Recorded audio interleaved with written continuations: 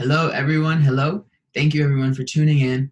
I am very excited, and I hope everyone is excited as well for a very special guest who I am thankful is joining us and sharing some knowledge and insight and light into a situation that I'm hoping and we are hoping can be helpful for parents just to better help to kind of understand how to support our children and different children right now, especially in these times. Right? So I want to give a warm welcome to my special guest, Miss Anna. Hello. Hi, Danny. Thanks for having me. Pleasure, my pleasure. Thank you for being here. So Anna is a licensed associate counselor who works as a school counselor and has multiple years of experience working with mental health of our children from elementary, middle school, and high school levels, and even higher ages as well. So we're going to be just having a discussion on some important topics, especially right now. And just Anna's going to be sharing some of her insight and knowledge and some strategies that hopefully can be helpful. All right. And just before we start, I think it's just important to share that, or to say rather, that every child is very individual. So although these are, maybe general strategies, and I think Anna will talk about it too, it's very important that, we understand that each child has individual needs. So, this is all just educational information, but, not official personal medical advice. That should, always be seeked out, on an individual basis for individual needs. Right. So, all right. So I have some questions, Anna, and hoping we can just, maybe I'll ask you some questions and you can just kind of share your, insights and knowledge on it. Sounds good. All right. So I did do a video talking about the importance of me time for a parent. So my question to you is, how important is me time for our children, for a student? How important is me time, and how can a child find me time, especially in this situation? Definitely. Great question. So it is so important. I think it's almost critical for kids right now to find that time. And I want to preface it by saying that time could look different right now. For an example, a lot of kids really were engaged in a lot of sports and different activities, and that could be considered their outlet and their me time. And they have to be more creative right now about finding those activities. It's super important to have an outlet, whether that be playing a sport outside on your own, whether that be doing some art, listening to music, reading, writing. There's so many things that they can do, and it's not one size fits all. It's really about what helps them to feel good and decompress. Because right now everyone is safe at home, right? And we're hearing a lot of this safe at home, but it is important to recognize that we are almost stuck at home because this isn't by choice. And so kids are at home maybe with siblings all day long and with mom and dad all day long, and they need some time to themselves to decompress. And so it's so important. It's important for everyone in the house to do that. And the reason why it's so important is because when we're around people all day long without an outlet, it is almost inevitable that somebody's not going to feel great. Somebody's going to have a breaking point. Somebody might get upset. Somebody might have trouble self-regulating. And the way that we can really help that is to have that time to decompress. So recognizing that not only the kids need it and them recognizing that they need it, but recognizing that their mom and dad needs it, that grandma needs it if she's there, that, their siblings need it, recognizing that everybody is kind of in this moment where we all need that space to decompress. It's really important. Yeah, it's interesting. If you see me muting, it's just because this way sometimes the audio gets messed up with two people, and I just want to make sure that it's clear for you.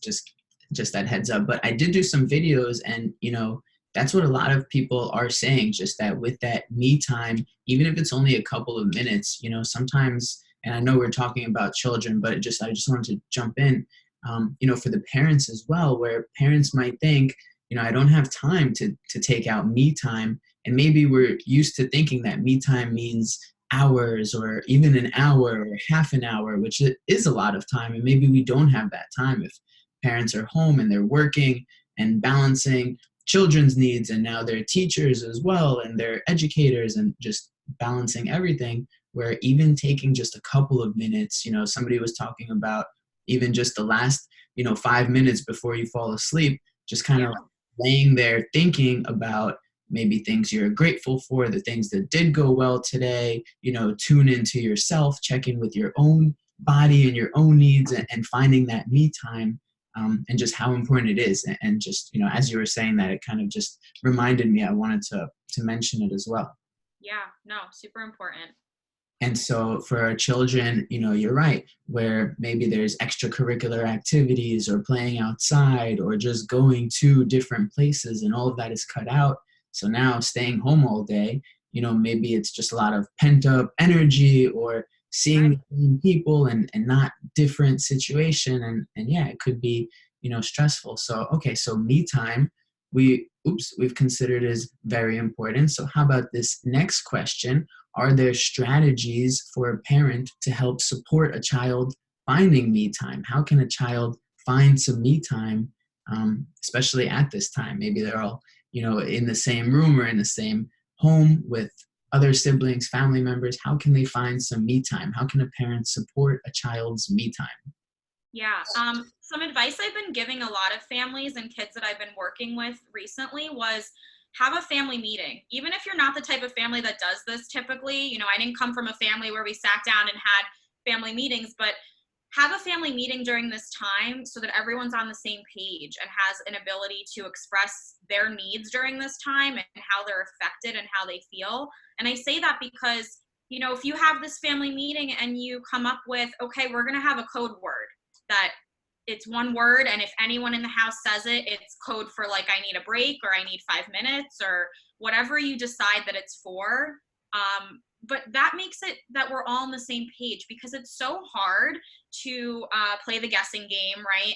And just wonder like, well, is Johnny feeling sad right now, or is Johnny going to be frustrated if I come try to talk to him about it? So being on that same page is really helpful. So you can use that code word for I need some me time right now. And that doesn't need to be like 2 hours of me time. It could be 5 minutes. It could be 10 minutes to decompress. The other piece is, scheduling it in if that works for you and your family. And that might not work for everyone. And, but it does work for people who typically find that they are having a lot of trouble managing their day right now, and that their self-care is being pushed to the side. So, if I schedule an appointment to speak to a doctor or, go see a therapist, I'm going to keep that appointment. That's a commitment that I've made. So it's important to make those commitments to yourself too. And I think during this time, it's tough because we have a loss of routine. So if you can find small ways to put things back into your routine or create a routine that works for you during this time, building in that time for self-care, building in that time for the me time is helpful and important. So 2 things, one is that you try to schedule it into your day. And then the other piece is recognizing that you're going to need it at times that you didn't schedule it into your day. So checking in with yourself, checking in with your body, and having that awareness of, am I feeling really stressed right now? What do I need? And so to go back to your question about parents and how they can support that, having that open communication with kids supports it immensely.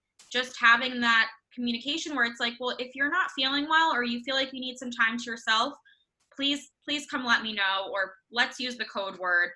Having that open communication just really makes things easier, and it doesn't create the issue of having to walk on eggshells or wonder how somebody's feeling. It's out there and we feel comfortable to utilize our coping skills so we can do that. Okay. So, and I really like what you were saying about the schedule. Also in a different video, this other person that I was doing a video with was talking about how it's really important to try to stick to the schedule, try to stick to a routine. So if you make a routine that, you're going to be using every day, even if 5 minutes into the day you're off routine, that's fine, but just kind of trying to get back into that schedule or stick to it as much as possible. And I really like what you're saying about the commitment times where maybe there's certain things that can't change and certain things that can. So just a child might have that feeling of control as well, of okay, if you're feeling a little bit off today, there's some different things that we can move around. Maybe we'll change this to the afternoon, or we'll put this for later in the day, and just kind of moving things around. So, all right, I wanted to come back to a point you were talking about supporting our children.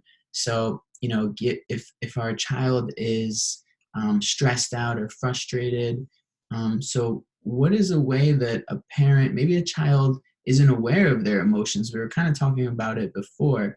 If a child is just feeling off, or maybe they don't have the awareness to kind of prepare for that, where, as you get older and you experience it, throughout life, we kind of just develop our own ways of coping with things, some healthier than others, of course, but, for a child, maybe they don't know, so they're not really preparing for stress. It just is something that might just overwhelm them, and they're just feeling off. Are there ways that parents can kind of, is it important to start to talk about emotions and stress with children? Is there an age that's too young? We were, kind of talking about this before, but I feel like it's important of, like, what should parents know about how to talk to their children about stress or their emotions or feelings? What age, are strategies, or should they be talking about what's happening now, or kind of trying to not really talk about it so much? What do you think about like those kind of questions? Yeah. So, I think in terms of age group, I think you can talk to any child about how they're feeling, and what they might be experiencing. It just might be the language that changes, or the modality that you use. So there might be kids that you're working with who are nonverbal, and that doesn't mean that you can't talk with them about how they're feeling. They might have a different way to express themselves. It might be through drawing, or it might be through, different ways. They might have a chart that they're able to point to. So it's not to say that we want to exclude them from that conversation. We do want to include them. It just looks different. In terms of how parents can help support their kids in expressing their emotions, they can do that in a pretty easy way by sharing what they're going through, in an appropriate way, and not oversharing. We have boundaries with kids, and there's certain things that we wouldn't talk with them about. But however, if I am experiencing some stress, and I can share that with a child and let them know that it's okay, that people experience this, and it's about how I deal with it, how I cope with it. And reviewing coping skills. You mentioned that as adults, we have developed our own coping skills. We can self-soothe most of the time, right? If we're kind of in that healthy space. And so sharing with kids, like, hey, one of my coping skills is reading, or it's listening to music, and that really makes me feel better. Coping skills are not, it's a fancy word. And I think when we talk with kids about it, and even with adults about it, they think it's this big thing. Well, what is a coping skill, and how am I going to find one that works for me? And it's not one size fits all. It's trial and error. Maybe music is, I've spoken with kids before where music could be a trigger. If I listen to music, I think of really sad things, and I get upset. Okay, so then maybe it's not music. Maybe it's art. Maybe it's writing. They're so simple that people almost don't think that they can be coping skills, but you really just find something that works for you, and stick to it. And if it doesn't work, maybe you put it to the side, and maybe in due time it will be helpful for you, but maybe right now it's not the best thing for you. I have, I can share with you later too, I found a great list. It's like 100 coping skills for kids. So what I normally do is I print this out for kids, and I ask them to take a look at it and star the ones that they've tried, right? I've tried this and it works. And then maybe circle some new ones that I'm willing to try this. I'm going to try it and see if it works next time I need to use something. And that's the way you learn. It's trial and error. You learn what will work for you, and you put it in your toolbox. We kind of all have an imaginary toolbox, and in order for the tools to work, you have to use them, right? So I've spoken with kids and parents about this as well. You have this this whole box of tools that you can use, all these coping skills you can use, but in the moment you have to try them. If you don't try to use them, of course they won't work. So it's about applying them, and parents can talk with their kids about that. They can say something as simple as, when I was feeling some nervousness the other day, I did some deep breathing. I used some deep breathing techniques, and I could feel my body feeling calmer, and I could feel my mind feeling calmer. And I think it's really powerful when parents can talk with their kids about these things, because it normalizes it for them. Kids might feel like they're the only ones experiencing a lot of things. Oftentimes that's what happens. You meet a child who's experiencing anxiety, and they feel like they're all alone in this. They've never met anybody who feels it as intense as they do, or has gone through what they have.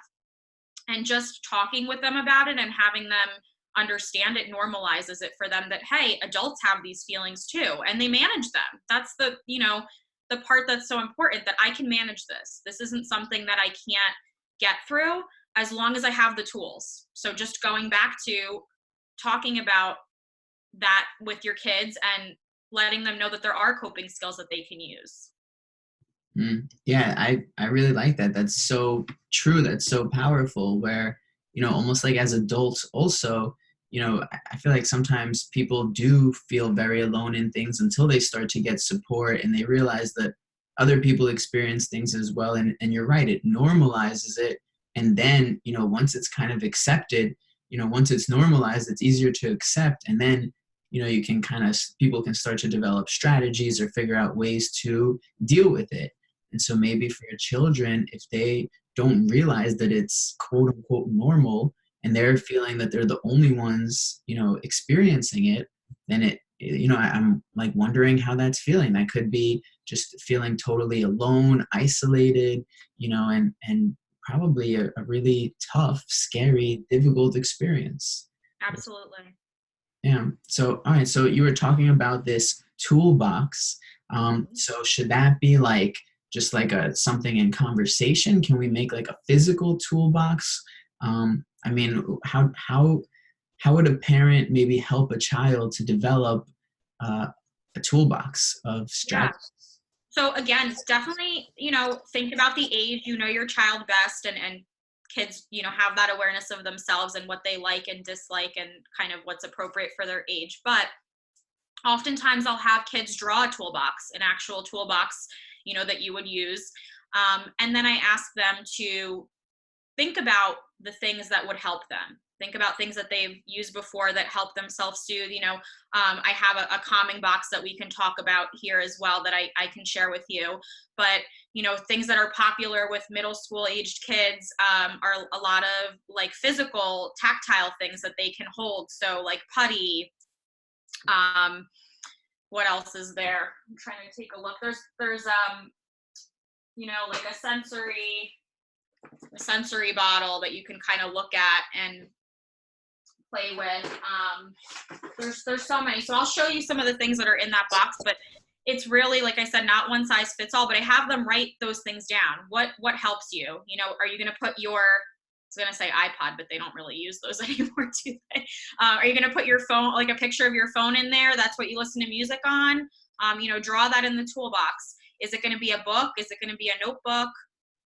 Is it going to be some putty? Whatever it is that's helpful for them, that helps them to self-soothe, is what we want in their toolbox. So I have kids normally draw that, and so we can identify the items. And then if it's appropriate, if it's possible, they can create an actual calming box or a calming corner in their house if they have the ability to do that. I have some kids that I work with who are fortunate enough to have like their own full space, like a whole desk with supplies and things there that they can go to, and that's like their area to go and self-soothe. So I've made boxes with kids before from a cardboard box that from an Amazon shipment, or you can be creative if you want, and you can make your own box. You can use a crate. You can use really anything. It's just almost having all of those items in a space where they're easy to get to, and where maybe mom and dad knows where it is, or your brother or sister knows where it is, so that they can help you. Because sometimes we need a reminder. If I'm really, really stressed and upset, I might need a reminder that like, oh, well, why don't you go take a look if there's something in your calming box that you can use. And I always have that conversation with kids, like, would you be okay with somebody reminding you, or who would you like to remind you? Because that can also be a trigger, right? So we want to make sure that everyone's on the same page, everybody's on board. We have a plan of how we're going to use and implement the box. Because again, it's great that I have the box, but if it just sits there and I don't use it, and I don't have any reminder to use it, then it's not going to be helpful. Just like the tools in your toolbox are not going to help you fix anything if you don't take them out and use them. And then, so just, I'm curious, so is that calm down box and like these different strategies, is it beneficial to use it kind of just at the time of those events? Or, I mean, is there benefit to doing different strategies just in the routine, like as far as, I guess, stress? So if it, I'm thinking like if stress is building up, building up, building up, then, like you're saying, when it gets to a certain point that we need those strategies, maybe, at that point it's already, could be overwhelming. It's hard to, think rationally, and just even, how the brain works and responds to stress is that, when it's at that super high level, our parts of our brain might already be bypassed, the ones that are doing our judgment and, problem solving, right? So we might just be feeling overwhelmed. So, or a child especially. So, my question is it beneficial to be practicing these different things kind of regularly? Is this something parents and children, families can do together? Is that beneficial? I mean, what do you think? Yeah, no, absolutely. And your question, your point was a great point. You're right. When you get to the point where, you're already up here, the things in your calming box probably aren't going to be so helpful for you. You might just need time. You might just need time to come back down. So that was a great point. Yes, you want to incorporate them into your day whenever it is you need them. It doesn't mean that you have to be at a level 10, right? Some people might find that if they have putty in their hand, they might be able to, especially now doing e-learning, kids might find that if they have putty in their hand, they have something there that they can play with, they're able to focus better on the screen and e-learning, because it is so different for them. So absolutely. Again, those strategies are things that you're putting in your box because they're things you like to do and that they're coping skills that work for you. So we do want it to be that you can use them regularly and not just feel like you need to go draw when you're really, really anxious or really, really angry. We want those things to be a part of your day. The second part of your question, are they things families can do together? Yeah, absolutely. Even just the act of creating the box together is really nice. I worked with a family that they went out to Michael's and they bought an unfinished like wooden box, and they colored it and they put stickers on it and they talked about it before they even put anything in the box. So it really can be like a really nice bonding activity and an opportunity for parents to share too. Like, these are the things that are in my toolbox. Maybe it's not a physical box, but these are the things that I do that help me to feel better, to self-regulate. And that can help kids as well to understand, again, that it's normal, that we all need tools, we all need skills that we can use and implement to help us to self-regulate. Yeah. Yeah, it's very interesting. And, before you were talking about just how parents can kind of model behaviors, and not only model behaviors, but just that, children are way more perceptive than we even realize. And, maybe something that a parent might think our child is not picking up on is, impacting them.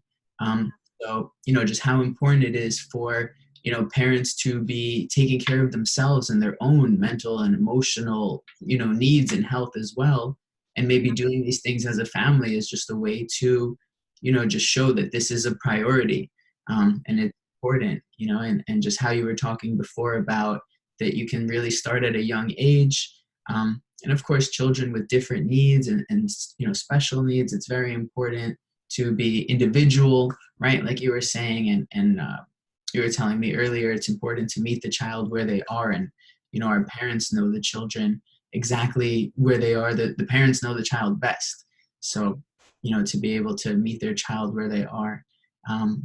So I just find it very interesting, everything that you're saying. So basically starting at a young age, and, especially with these situations now, instead of trying to, I guess, quote unquote, protect our children from experiencing these emotions, experiencing these feelings, giving it light. What was it that you called the strategy before with the emotions? Name it. Name it to tame it. So yes, so Dr. Siegel, who's really prominent in talking about stress and how teens deal with stress, kids deal with stress versus how adults deal with it. I think he's the one who really coined that term, name it to tame it. If we give the emotion a name, we can work on it.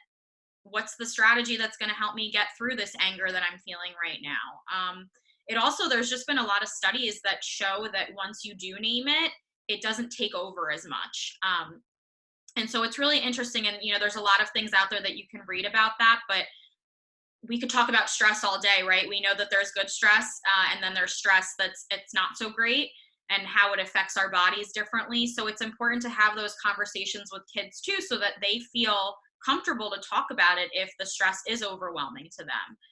And giving that emotion, whatever that emotion is that they're feeling, a name is really important as well.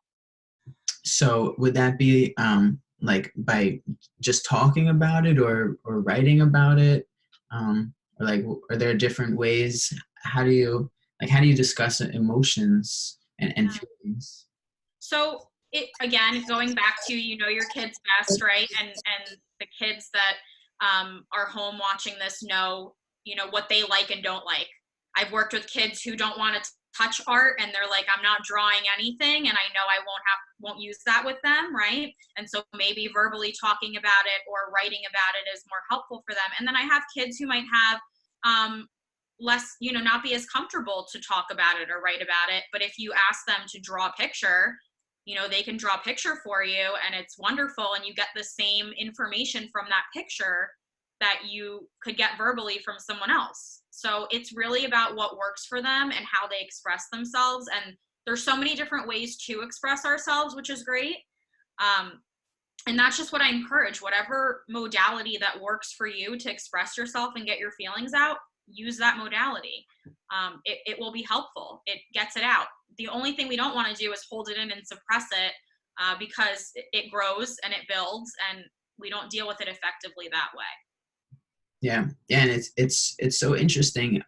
So I was doing these other videos. I do these guest activity videos also, and every time I'm talking to people about, how does this make you feel? Sometimes in the video, sometimes before the video, people are finding these different things that they're passionate about and they're creative with, but also they use them, whether they know it or not, as ways of coping. Like with dance, people are expressing that they're able to feel free and they're not thinking about anything. With art, when my friend who's an artist, when he's drawing, he's free in that moment to express himself however he wants.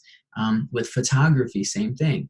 Maybe it's difficult to communicate certain feelings or ways that a person is feeling, but then, through photography, you're highlighting beauty, or you're highlighting, rain, and just kind of in this different ways that you're feeling. So, it's so interesting how you're saying it, that, we can really find different ways. And I think for parents to kind of just be aware that it's okay and maybe beneficial to go into feelings and emotions with our children, and maybe help them find their own creative ways of what works for them. And it doesn't have to be, like you're saying, forced upon, that you have to draw. Art is the way to express it, or you have to read, or you have to write.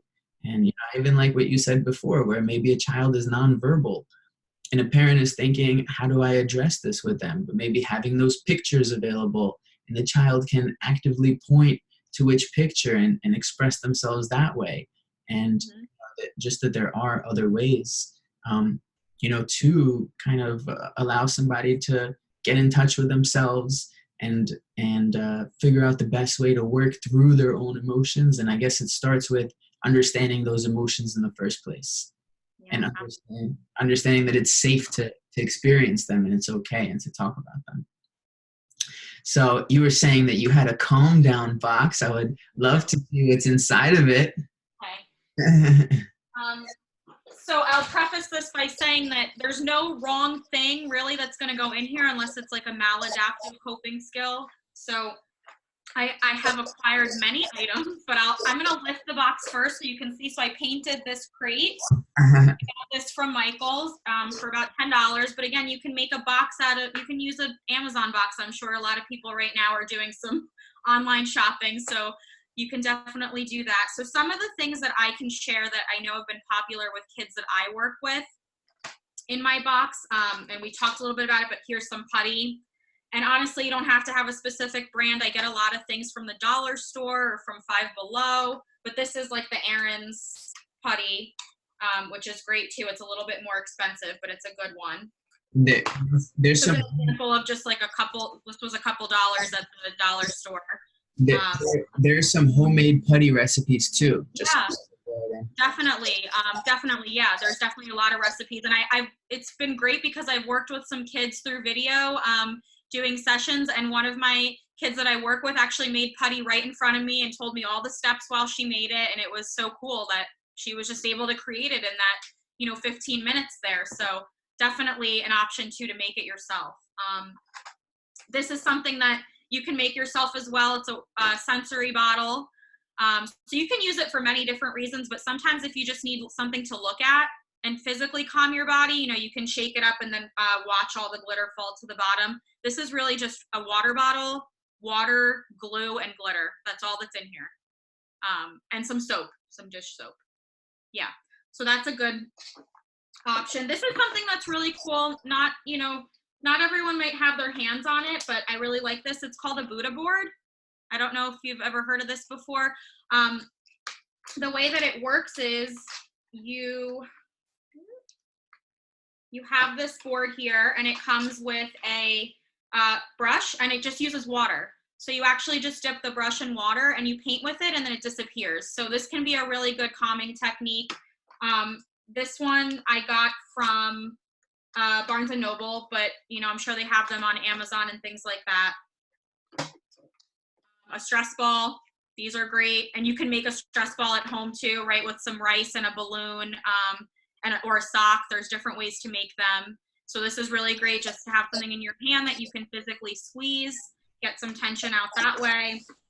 I don't really know what I call these guys, but I like them, these little stretchy guys. This is from Target in the dollar section. Just again, something to have that you can have in your hand, tactile that way. Squishies, another thing that you can have in your hands. So that's kind of like the tactile stuff. I have a couple more things like spinny top that can be helpful too. And there's this little stem game, which I'm not very great at, but you're supposed to line them all up in a row. So some kids really love that. So that's kind of those things. Some of the other things that I have that everyone probably has at home, a notebook. If you want to use that to write about your feeling, if you want to bullet journal, there's so many different things you can do with this. If you want to write down how you're feeling and you're really mad and then crumple the paper up or rip the paper up, that's a great option too. There's no wrong answer. There really isn't. So that's great. Maybe for you, a book is helpful. So you could have a book in there, whether it be like, this is a book of like 365 quotes. So I just like that because if I need a reframe and a positive quote for the day, I have that in here. But maybe, any type of book really would work. Other things that are important, a Sketchpad. Again, this is like about $1. You could use paper that you just have lying around too. So that's in here. And obviously something to use, so some markers. Coloring book, if that works for you. I also have, and I haven't even opened it yet, but I have a dry erase board in here. Maybe you just want, something that you can mindlessly draw on and erase as well. A game. And then I have some, this is from the dollar store. These are mini canvases. You could draw on these, you could paint on these, whatever you want to do. And then I printed out, and you could really use anything, but I printed out this is from Go Zen, and it's actually free, but some mindfulness.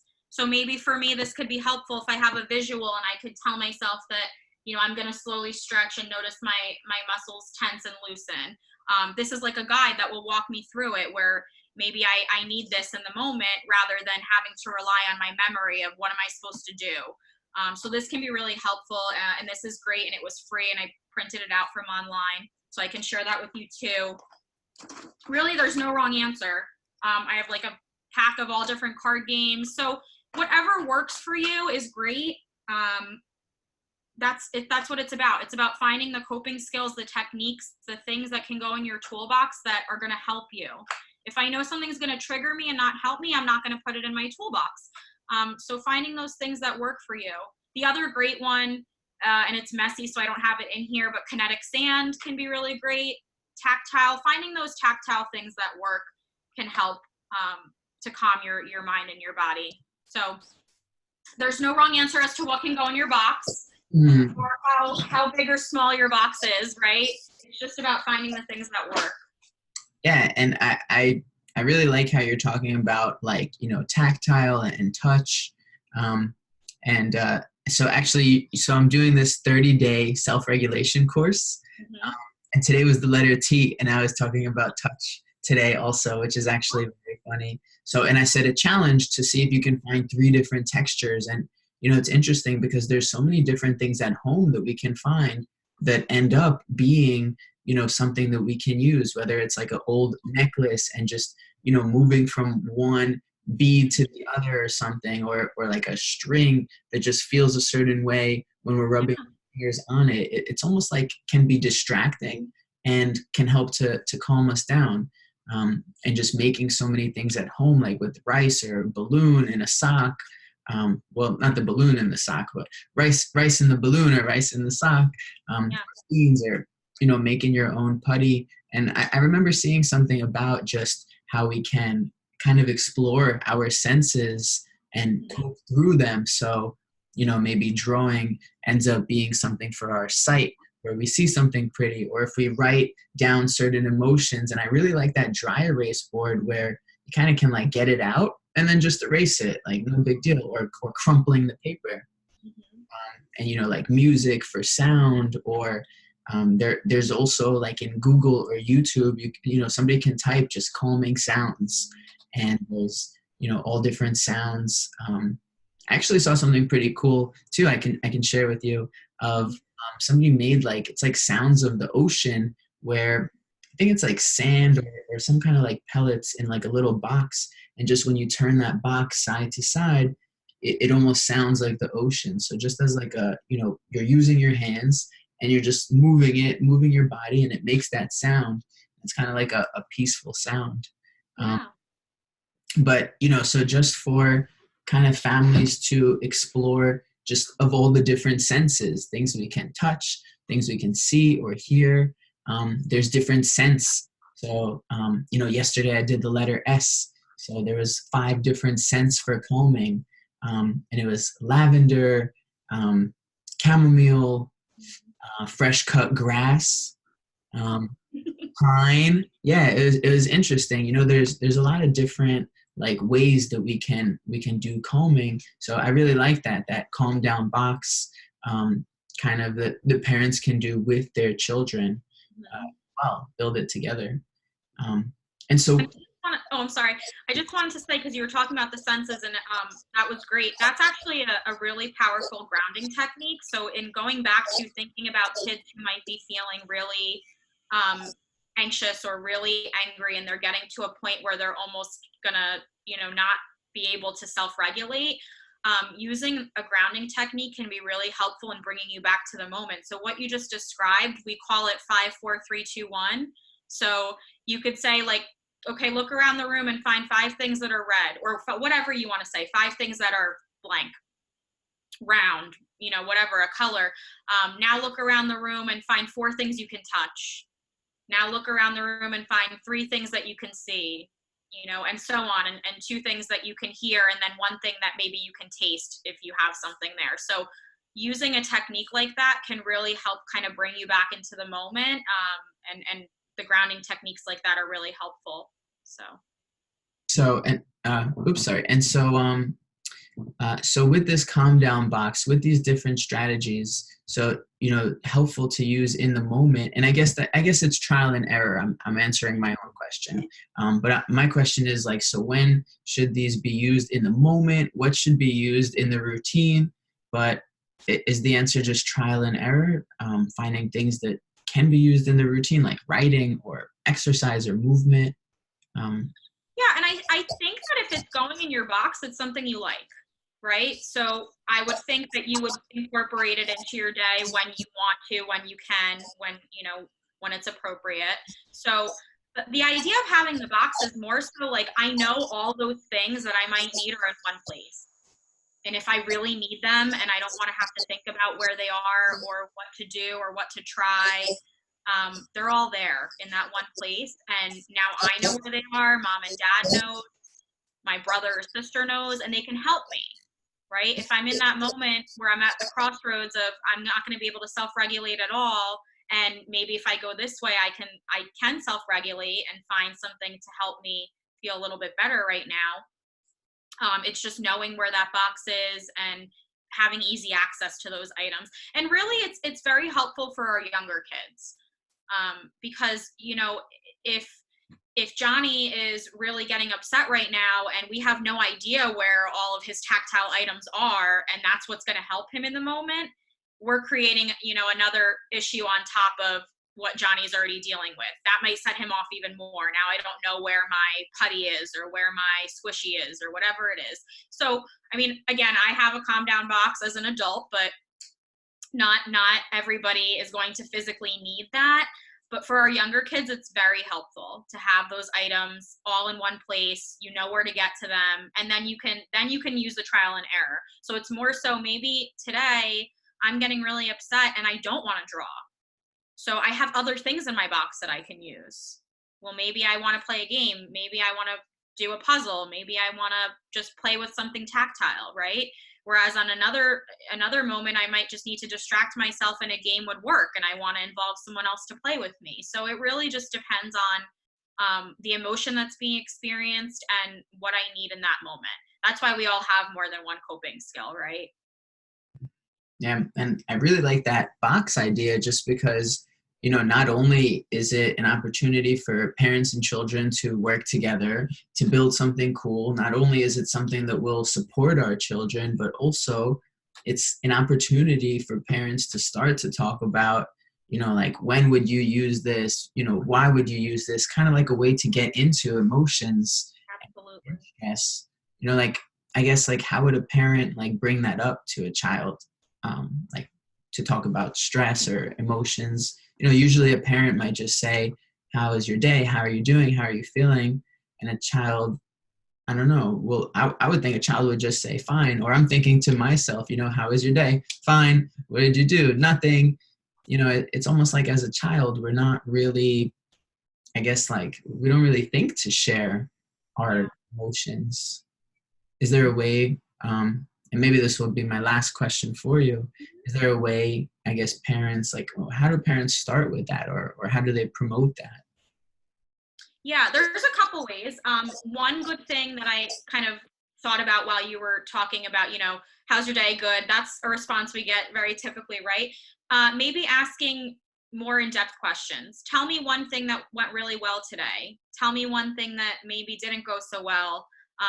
Really trying to figure out what else can I ask them, and not you don't want to ask leading questions. You don't want to say like, well, who was mean to you today? You don't want it to be something like that. But, tell me one thing that went really well today, or tell me something that didn't go so well today. Oftentimes, families will do something like this around the dinner table. And that's really when you create that culture in your home that it's okay to talk about things and that, it's normal for us to be able to have those conversations. It is so powerful, because if we set the tone that this isn't a house that we talk about things in and you kind of need to keep it to yourself, or I'm going to pry until I get something from you, you don't want one extreme or the other. You want it to be an open conversation where there's a safe space to talk. And so asking those more in-depth questions can be helpful. Another thing that's helpful within reason, like we talked about before, is normalizing things. So, expressing to your kids, a good thing right now that I'm thinking of is we're all a little stressed right now, right? And our routine is thrown off. And so parents are not perfect. Nobody is perfect, and parents might have moments where they're having trouble expressing themselves and they might be snippy with their kids. And I think the important thing there is to go back and have a conversation about it. Mom was feeling really stressed yesterday, and I wasn't kind to you when I spoke to you, and I'm sorry about that. Having that conversation does a couple things. It normalizes it for the kids that my parents are aware that they're not perfect and that maybe sometimes they hurt my feelings, right? But they came and they talked with me about it, and now we're having a conversation about it, and I feel better, rather than just kind of sweeping it to the side. That helps kids to understand that their parents are also dealing with lots of different emotions right now, and it normalizes it for them as well. Yeah. Yeah, it's interesting. I like it. I like the kind of like doing things together as a family kind of approach, like how you're saying, talking about it at the dinner table, what went right today. Somebody else was talking about like a gratitude journal, where I guess even if it's just a verbal one of like, yeah, maybe there's stressful and scary things going on, and especially because we don't really have an answer of how long, or like that future part of things is not clear. And that's probably what's very stressful for a lot of people, for many people. But still finding something positive and giving it light, and just allowing ourselves to be aware of that and focus on it, and doing it together as a family. And I really like how you're talking about setting that culture. It's so interesting how, like you're saying also, that children perceive so much, and maybe at a young age, if they ever try to talk about something and they get yelled at for feeling it, or it gets shut down, or they see that it's not really talked about, then they just grow up, just kind of starting to think and maybe just feel that it's not okay to talk about those things. It's not okay to feel those things even. And just That's how actually really important. What you just said, it's not okay to feel those things, and they might think that no feeling is wrong, right? If you have a feeling, you're entitled to have that feeling. It's more so, how am I coping with that feeling? How am I expressing that feeling? Is it in a healthy way, or is it in an unhealthy way? Am I being aggressive? Am I having a meltdown? Am I getting physical? Or am I saying, yeah, I'm really angry, and I'm expressing it in a healthy way and coping with it in a healthy way? And that's so important, because there's a lot of guilt and shame sometimes that comes with the reasoning behind why kids might suppress their feeling and not express their feeling. I feel guilty for feeling this. I feel ashamed for feeling this. It's not okay to talk about. And that just builds and builds and builds until what was really small gets really big, and it's like a volcano and it explodes. So, in the long run, the benefits to having that open communication are immense and so important in helping our kids. And then one more thing that I wanted to say is that, everybody's grieving right now in their own way, and it looks different for everyone, but they're grieving that loss of normalcy. And whatever it is, there's kids right now that are missing out on their 8th grade graduation, their high school graduation, their college graduation. I mean, there are things that they're experiencing in such a different way. And it's okay for them to be grieving that right now. They shouldn't feel guilty. I've worked with a lot of kids who almost say like, well, there's people who are really sick right now, and I feel guilt for feeling upset that I don't get to have my 8th grade trip. And I saw a quote, and it was, we're all in the same storm, but we're not all in the same boat. So I thought that was really interesting. No problem is too small to be worried about right now, or to grieve rather. And so I think it's important to validate that for kids, that you're entitled to having those feelings right now, and how do we cope with them, and what do we do to get through them. And that's really powerful. Yeah, really interesting. That's nice. I like it. I think it's so powerful, and I hope that this is helpful to parents and family members, and really to anybody. I feel like it can be helpful, because even as adults, we often also don't really set a safe place for us to experience emotions and feelings, and especially something stressful like this. And maybe, there's pressure to be, quote unquote, strong and not show any feelings, whether it's for our other family members, for our children, for our loved ones. Our children might not want to show it for our parents, our elders, or be feeling guilty that some people are really sick and suffering, and I'm feeling this way and there's something wrong about that. And just kind of that it's okay to feel exactly what you're feeling, and exactly how anyone is feeling is perfectly okay.